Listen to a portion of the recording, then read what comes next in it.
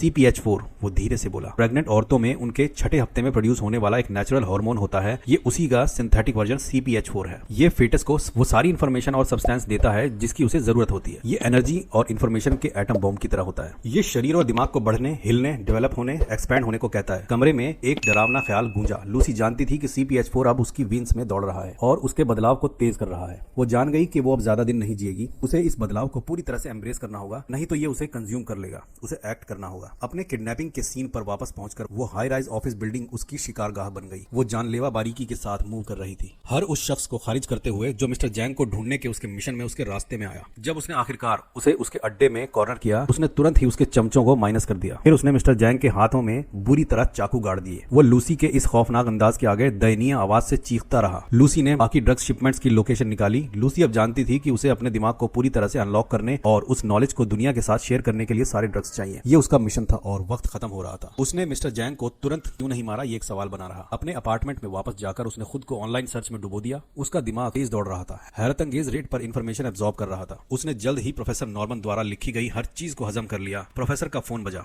वो लूसी थी। उसने उनकी रिसर्च पढ़ ली थी और उनसे मिलना चाहती थी। जब उसने अपने बदलाव को एक्सप्लेन किया तो वो समझने में थोड़ा स्केप्टिकल थे। उन्हें कन्विंस करने के लिए लूसी ने अपनी नई एबिलिटीज को डिमॉन्स्ट्रेट किया, एक साथ उनके टीवी, फोन, लैपटॉप पर अपीयर होकर। वो हर जगह थी, परसेप्शन के एक हायर प्लेन पर एग्जिस्ट कर रही थी। हैरानी और फैसिनेशन ने प्रोफेसर की आंखों में थोड़े डर की जगह ले ली। लूसी जानना चाहती थी कि वो इस ओवरवेलमिंग नॉलेज और पावर के साथ क्या करे। हम यहाँ प्रोग्रेस करने के लिए हैं, प्रोफेसर नॉर्मन ने जवाब दिया। उनकी आवाज में अचानक समझ भरी हुई थी। और जो हम सीखते हैं उसे आगे बढ़ाने के लिए इस्तेमाल करते हैं। उन्होंने मिलने का प्लान बनाया। बाकी ड्रग्स तक पहुंचने के लिए लूसी को सभी तरह ट्रैवल करना होगा। अपनी एनहांस्ड इंटेलेक्ट के बावजूद वो सिंपली फ्लाई नहीं कर सकती थी। तो एक सोच के साथ उसने अपना अपीयरेंस बदल लिया, ट्रांसफॉर्मेशन, ताकि फ्लाइट बोर्ड करते वक्त डिटेक्शन से बच सके। उसका चेहरा न्यूज रिपोर्ट्स पर छप गया था। अब 30% दिमागी शक्ति के साथ उसने पियर नाम के एक हेड पुलिस ऑफिसर से कांटेक्ट किया, ड्रग ऑपरेशन और साथ ही सारे जब्तशुदा CPH4 ड्रग की अपनी जरूरत को एक्सप्लेन किया। पियर हैरान था, लेकिन लूसी की जादू भरी बातों ने पलक झपकते ही उसे मना लिया। उसने उसे कैरियर्स के नाम और लोकेशंस और जो कुछ भी था उसका एक पूरा ब्यौरा दे दिया। प्लेन पर बैठी शैंपेन सिप करते हुए लूसी फटाफट अपने लैपटॉप पर काम कर रही थी और उसका दिमाग इतना तेज चल रहा था कि लोग उसे अजीब नजरों से देख रहे थे। 40% तक पहुंचकर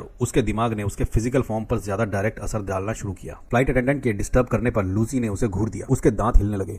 उसका शरीर अंदरूनी डर और लड़ाई की वजह से काफी दबाव झेल रहा था और अजीब तरह से रिएक्ट कर रहा था। प्रोफेसर नॉर्मन के शरीर की सीमाओं के बारे में पहले के शब्द उसके दिमाग में गूंज रहे थे। वो वहां पहुंचने वाली थी जहां से वापस आना नामुमकिन था। उसका दिमाग उसके फिजिकल फॉर्म की कैपेसिटी को ओवरराइड कर रहा था। डेस्परेट होकर उसने निकाले गए CPH4 के बैग से ड्रग्स को निकालकर हवसी अंदाज में खा लिया, जैसे कोई भूखा आदमी दावत खा रहा हो। जब ड्रग ने दोबारा उसके सिस्टम में फ्लड किया तो संपूर्णता का एक आभास वापस आया, लेकिन वो एहसास पल भर के लिए था।